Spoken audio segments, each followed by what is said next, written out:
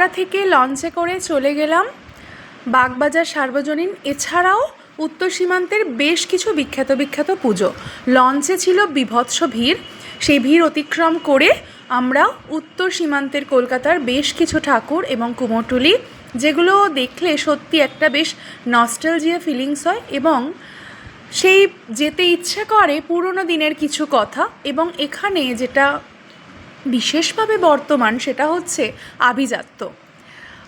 উত্তর কলকাতার যে বনেদিয়ানা, সেই বনেদিয়ানা বিশেষভাবে প্রকাশ পায় বেশ কিছু পূজা মণ্ডপের ক্ষেত্রে। বাটুল দি গ্রেট থেকে শুরু করে শোভাবাজার রাজবাড়ি এক কথায় সত্যিই অনবদ্য। প্রায় অনেক বছর পরে দেখতে এলাম উত্তর কলকাতার বেশ কিছু প্রতিমা। প্রত্যেক বছর আসা হয়ে ওঠে না, তবে এবছর সুযোগ পেয়ে সত্যি বেশ ভালো লাগছে। শোভাবাজার রাজবাড়ির প্রতিমা থেকে শুরু করে আশেপাশের অন্যান্য যে পথ চলতি কিছু প্রতিমা, কলেজ স্কোয়ারের ঠাকুর, সত্যি এক কথায় ভীষণ অনবদ্য। প্রচুর ভিড়।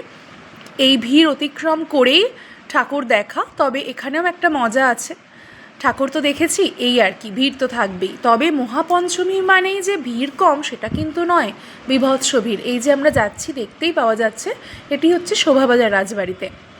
ভীষণ ভিড়, কিন্তু এই শোভাবাজার রাজবাড়ির যে পুজো বনেদিয়ানা, তার যে মুহূর্তটা সেটা উপভোগ করতে পেরে বেশ ভালো লাগছে। আজকের দিনটা এক প্রকারের ভালোই কাটলো, যদিও বা মাঝে মাঝে বৃষ্টি দেখা দিচ্ছিল, কিন্তু তাহলেও আকাশ ছিল ঝলমলে। আর এই ঝলমলে রোদের মহাপঞ্চমীর দিনটা কেটে গেল এভাবেই। প্রত্যেকের পুজো ভীষণ ভালো কাটুক, সবাই ভালো থেকো, সুস্থ থেকো, আগামীর দিনগুলো হয়ে উঠুক আরও জমজমাট।